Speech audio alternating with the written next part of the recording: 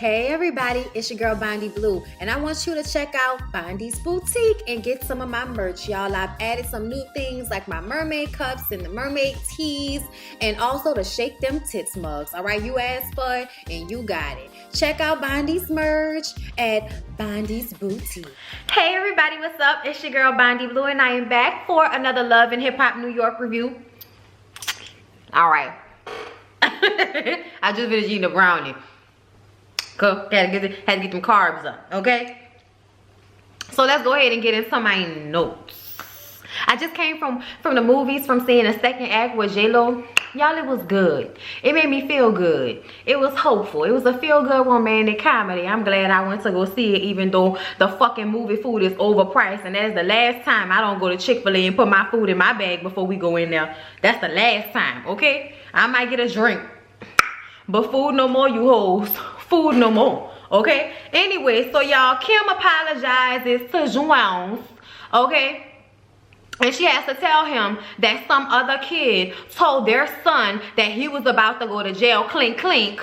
All right? And I was about to sing Life, Life, but then I remember I was watching Jessie Wood. She said that R. Kelly wrote that song, and I was like, well, damn. Temperature by the... I can't... What about Casey and JoJo? They didn't hurt anybody, okay? Look, except for themselves and they fucking livers. And whoever that dude is that Casey was going around on his shoulders throughout the crowd eating people chicken and shit, that shit looked like a Dave Chappelle skit, bro. Like, that shit was so funny. I don't know why that came into my mind. I guess because Love and Hip Hop New York is a tad bit stale and a little bit depressing. So anyway, like I said, some other kid told Jewel's son what was hood with this airport situation. And you know he's upset and shit because now he has to have this conversation with his kid, and somebody else had already had the conversation with him. And I'm like, that's what you get. You should have talked to your son a long time ago, okay? You should have talked to your son as soon as you knew you had to do some jail time, because waiting only allows people whose kids be all over these internets and shit to tell your kid about your life, and I don't think that's okay. I think they should have had a conversation with him beforehand. So anyway, so he was upset, but he had to pull it together because Kimbella threw a birthday party at the little bouncy place. I forgot what they call that. Sky Park. I don't know what they call that shit, okay? I don't even know if we have that. I think we have that. It might be on Chapatoulas uptown somewhere. I ain't never been.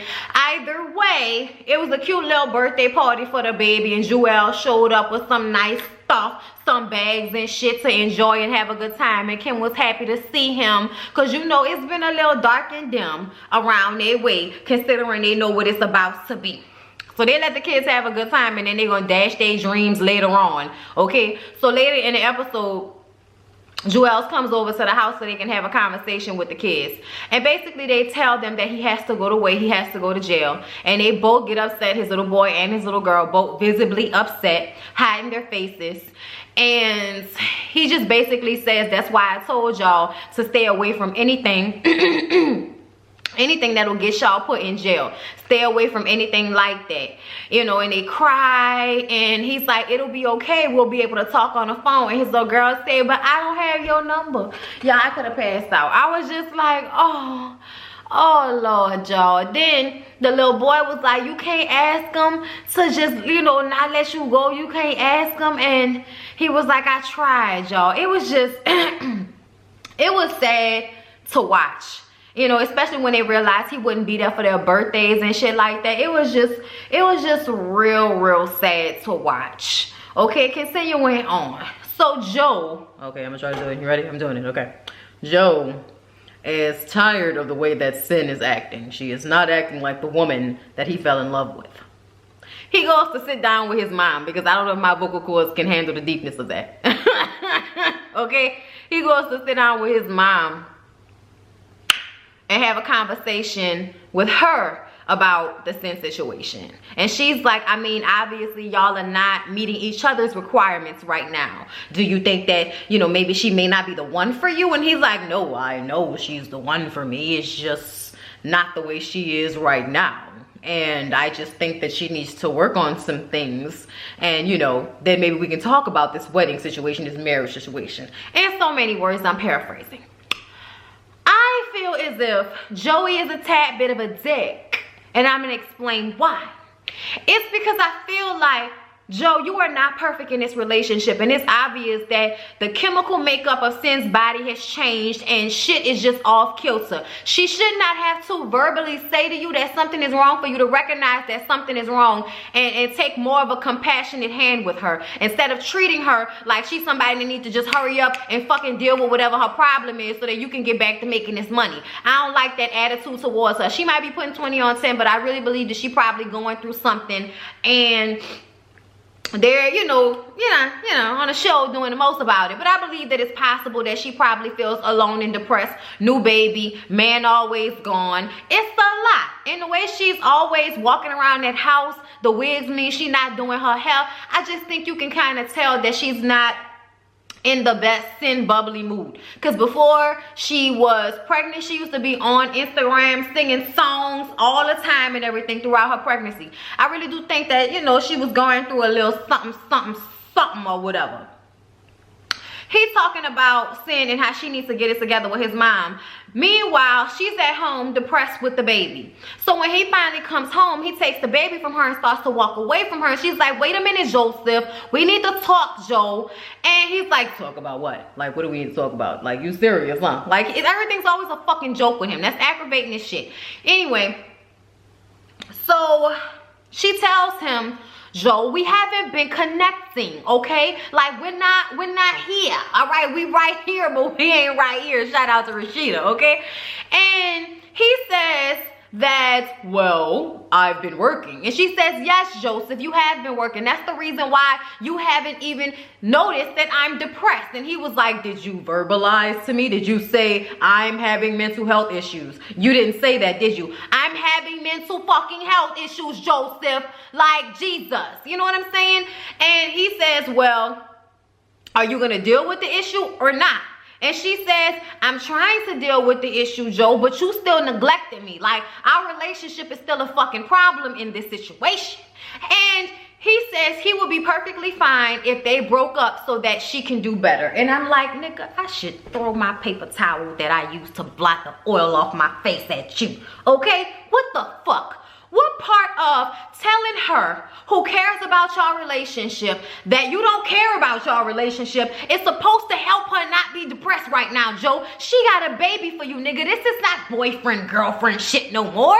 This is not, oh, we can separate and I can try to figure out where I'm gonna go live so I can take care of our baby and try to figure out a situation with you. What the, like, Joe really made me mad right then because I felt like his response to her was dry and it had no care in it whatsoever. That's a fucking problem when somebody is really going through something and you trying to act like you care about their feelings, but your whole tone of voice says, I don't give a fuck. That's what your whole tone in your throat sound like, Joe. Okay? I've heard you when it sounds like you care. And it's not that different from when you don't. But there's a little glee in there somewhere. And I wasn't picking up on that this time around. So I understand how she felt, especially when the next thing he says is, I gotta go. And then he walks out. And she's like, go, Joseph, go ahead. And then she go and pick up her baby and cry. I felt bad for Sin, y'all. Like, I did. So Nayeli finally decides that she needs to bite her tongue and apologize to Rich Dollars. Okay, and I'd like to say that Rich Dollars is getting some of his color back. I'm happy for him. Because last season, we didn't know. Okay, we didn't know. He was looking real yellow. Okay, he was just looking real sickly. And we know he was having issues with diabetes and stuff like that. So I'm just saying I'm happy to see that Rich looks, you know, healthy again. So anyway, he's sitting down with Nayeli and she apologizes for being ultra sensitive in the past because people always was trying to play her. So she automatically assumed as soon as somebody said something that wasn't positive that they was trying to play her, okay? But she's grown. And Rich is like, so the situation was self. That was what? A backslide? Is that what that was? Okay. And she's like, all right, okay, yeah, maybe. All right, but like I said, I've been knowing him for years, and I felt like he wasn't really trying to help me, even though he was out here acting like he was trying to help me, okay?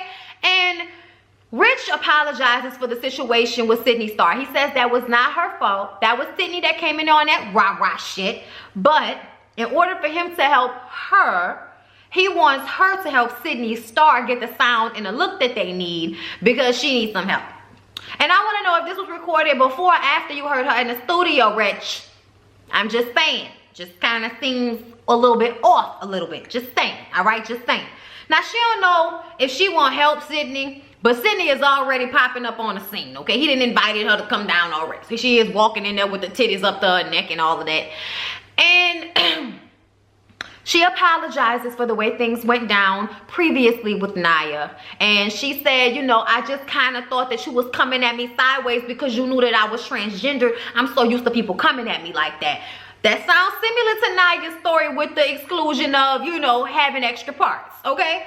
So she understood and she was like, okay, I'm gonna give you a chance because I understand that right there. So then we get Jacquay and Rich in the studio acting a fucking fool, and then here comes Sydney Star. She about to kill it, all right? So she get in the booth. They got a beat, and she didn't have the beat for a week, okay? And as soon as she get in there, I'm a transgender, I'm a diva, okay? I'm gonna leave an impression. Get out my face, okay? Even though you want to taste, and I need my space. And all of this shit here, okay? It sort of rhymes. And then there were moments where it just seemed like she was just doing the same.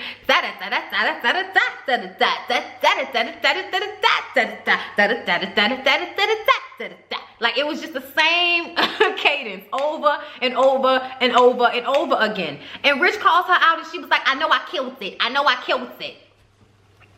Ma'am. Ma'am, little girl, no you didn't, okay? Rich tells her that if that's all she got, what the fuck she been doing the past 3 years? You've been hitting me up for 3 years trying to put you on and this is what you come at me with? And she's like, I'm sorry, this is my dream, Rich. And Rich is like, this is not your dream, this is my motherfucking nightmare. Okay, it's this nightmare. Y'all know he always with the faces and shit, not he healthy. And I'm happy for Rich. All right, Rich. I'm here for you. Sydney, it's not the worst. Like, it wasn't that great, but it's not the worst. And it's one of them times where it's like, if this is something you really want, by the time you get on Love and Hip Hop, you need to at least know how to spit a 16. If this is what you really bout. Okay? And I just, I don't see it, Sid. I don't see it. I see Sydney, you know, hosting some type of show on like VH1, MTV, one of them channels. What's the channel for gay people, y'all? I forgot what the name of the channel is that they used to play Noah's Ark and all of that on, y'all. Okay, and the Golden Girls late at night. All right, yeah.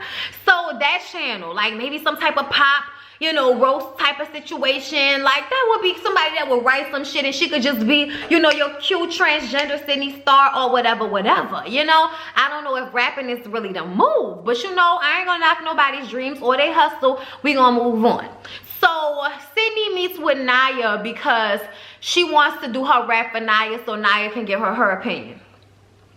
And I just want to say that Naya Lee looks so much better when she had no hair. When she had that fade, it just always brought me to her cheekbones and her face. She's such a pretty girl, and I feel like the weaves don't really do her justice. The wigs don't do her justice. I kind of feel like if you was gonna do that, then you could have just went ahead and came with the fade and been cheekbones with it, because you are that, okay? You are that. But anyway, so Sydney, you know, spits that little sad bar for her, and she was like, it wasn't the best, okay? What did intermission rhyme with? Like, what was that? Girl, it's okay, all right? I understand we're gonna have to work on that, all right? And then Sydney starts to get into her story and how it's been very difficult for her to be honest with people about who she is, because the type of men she wants, they don't want her. But because people are out here getting killed, she decided that it would suit her best interest to be honest with men about her still having a penis. Yes, she has lied before. Sydney loves to lie on people. She has lied before and said that she had the surgery and she was post-op. But in all honesty, she's pre-op. And I just kind of want her to know that I'm guessing for the men who like to have sex with transsexual women who are post-op, that might be a problem. But for the rest of the world on the outside looking in, who you are trying to, you know, gain their interest, I think that it doesn't really matter. I don't think it really matters at the end of the day, like, as far as I'm concerned. Just because I feel like she feels like people feel differently about her, and I don't think so. I think people who are okay, you know, with you being transgender, people who recognize, you know, hey, let people live their lives, I don't think it would matter to them one way or another. You know, I think people who have fetishes about people and stuff like that, it might be an issue for them. Okay, but we ain't talking about them right now. Either way, on top of that, she just talks about how alone she's been. And this is where Nia taps in, because she also feels alone. She also doesn't have a lot of people around her. And she's like, I want you to know that you're not alone. And they hug. And it was nice. And Nia now feels like she wants to help Sydney, not because Rich asked her to, but because she wants to. Because she wants to see her win. Now look, I feel like Nia would actually be a really good person to help up and coming artists figure out what their swag and how their flow should go. Like, I feel like that would be a really great job for her if she can get on her own. Artist development, if they still do that, she should be able to do that somewhere. Because if you can just be asking bitches to do shit on Love and Hip Hop, they should be able to turn that shit into a career as far as I'm concerned. Okay? But I also want to say that I feel like Nia hasn't figured her shit out all the way to be out here mentoring, you know, Sydney Star. But whatever, however, we need storylines on this bitch. And it seems like next week, Sydney Star gonna remind us why, you know, she ain't got there thus far. Anyway, so let's move on to Mariah Lee. Y'all, I'm glad they kept Mariah Lee, because we was nervous for a while that they was gonna get rid of her with the rest of the little ignorant, annoying ass young girls that wasn't really doing nothing with this opportunity. But Mariah is going through it, all right? We remember that Mariah's mom has a drug problem and has been in and out of Mariah's life her whole life. And Mariah takes care of her family. And before, it was her other two siblings. But now, her mom had a baby 2 years ago. And we remember when her mom showed up on the show and told her that she was pregnant. So now, she's raising that 2-year-old, and she has primary custody of Iceland, who is so cute.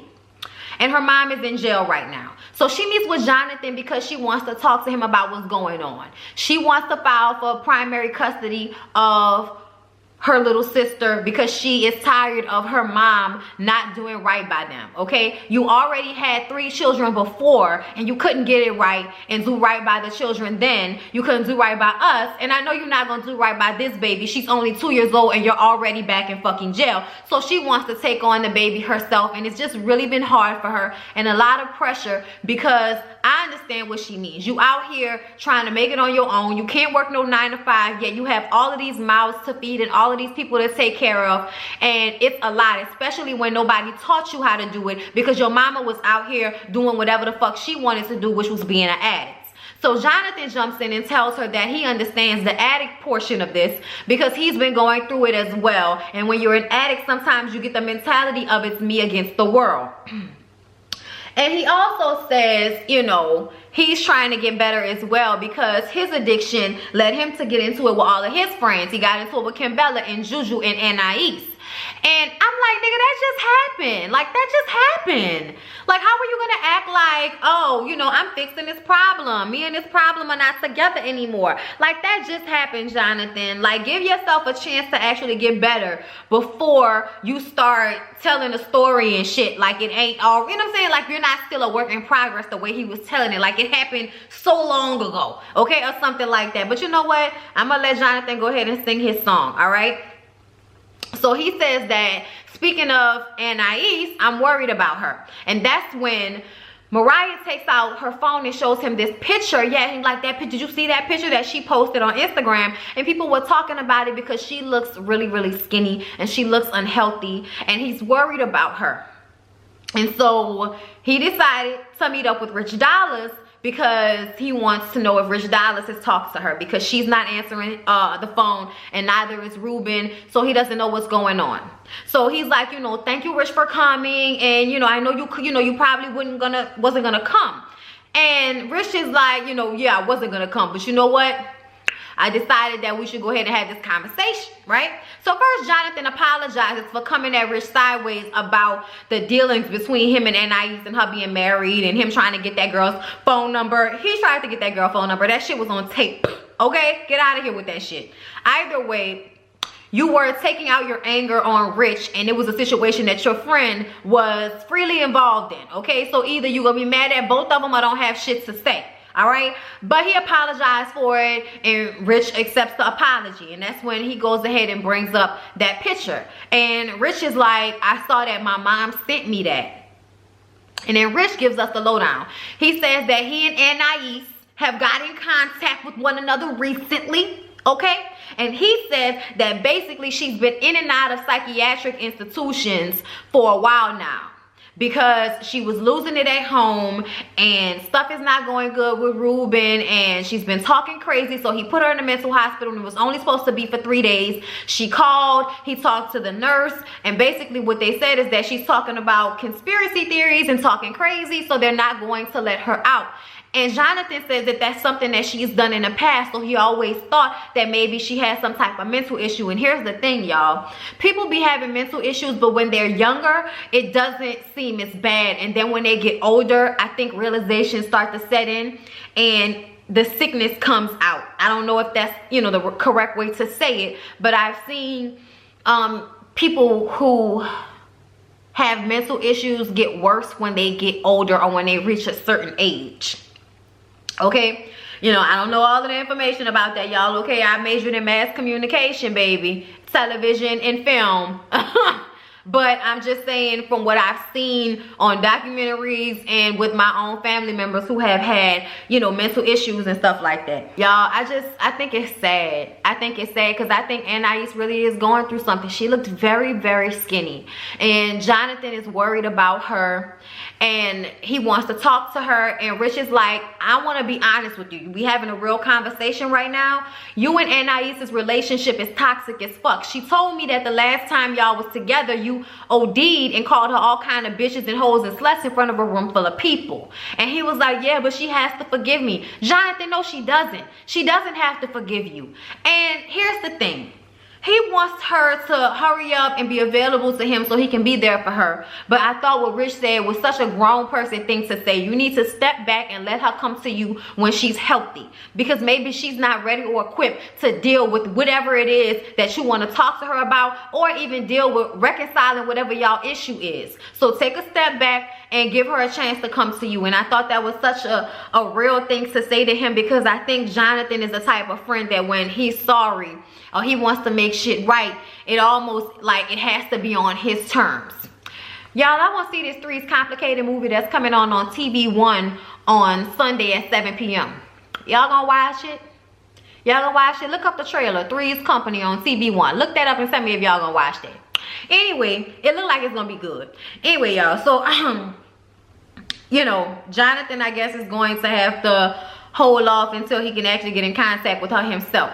So then we see Alexis Sky and her teeth meeting up with Sean from Treyway or Show or whatever fuck boy name is. Okay, I don't know. All I know is by this point, shit done went down with the Federale Hood and 6ix9ine and Treyway and all them niggas. So now Alexis is worried about her money. Okay, she's a single mom. She has a baby to raise who has hospital bills. She's trying to get on Medicaid. She got issues, y'all. She has a lot going on. A lot of people was upset that she was on Medicaid because she said that she didn't need Fetty's money or whatever. I don't understand why people get mad about other people getting on assistance. Like, I mean, I get it because you feel like it's coming out of your pocket, but a very small portion of it is coming out of your fucking pocket, okay? And to be honest, we pay for all of the racists that hate us, all of us who pay taxes. We pay for a whole bunch of people that do terrible shit on a daily basis, and you have no idea about it, and you pay for them through your taxes. So what we gonna do is let Alexis Sky get help for her little baby who automatically qualifies for Medicaid when you have certain ailments and issues like that, okay? I thought that was just very, I don't know, I just thought that was cruel. Like, so because y'all think she got buku money and shit, that means she shouldn't receive help. Obviously she needed the help if she going through all of the issues trying to get the baby on Medicaid in a new state and all of that. Like, nobody goes through all of that bullshit if they don't need it. Like, I'm just saying, not me. Not me. I hate lines. I ain't sitting in a fucking line if I don't have to, okay? Let me tell you, I pay $20 a month when I go to the show because I don't like standing in no fucking line, okay? Like, it's, you know what I'm saying? Anyway, I'm a Prime member at AMC.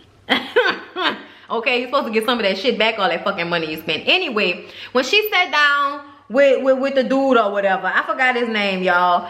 He basically told her that he gonna need for her to stop posting songs on SoundCloud without his approval. And she said, I'll post whatever the fuck I want to on SoundCloud without your approval because you ain't doing shit for me and I need this to shake. I need to make money, okay? I got a baby to make sure she gets what she needs. And he's like, you know what, you right. How your baby doing? She was like, she's good. She's doing everything all right with Fetty. Ain't nothing going on with Fetty. Nigga, you being motherfucking funny. Don't be stupid. Don't be stupid, nigga. Okay, like I'm just saying, I picked up on that. He said he gonna get on it. He gonna do what he gotta do, but she gotta wait. She gotta have patience. Fuck out of here. But I do want her to recognize that the federale hoods is involved, bitch. You could have just asked him, nigga, should I be trying to get another label? Like, that should have been the first question, okay? But that might have been said off camera. You never know. I hope y'all enjoyed this review of Love and Hip Hop New York. I am thinking about doing the Cartel Crew, but I'm not gonna do it if y'all not really watching it. This month is not good enough for me to be doing videos that only like 1,000 of y'all gonna watch. So y'all comment down below and let me know what it's hitting for. And tomorrow I'm gonna come to y'all with some little small, you know, topics to talk about. I always title them Bondy Blue Show because that's what I title my videos that I do the entertainment and pop culture topics on and stuff. So I want to talk about Tommy Lee and what's been going on with her. And I'm gonna find some other things to talk about besides R. Kelly because I'm done and I'm drained and I don't want to talk about the shit anymore. Okay? So yeah. Hope y'all enjoyed the review. See y'all in the next one.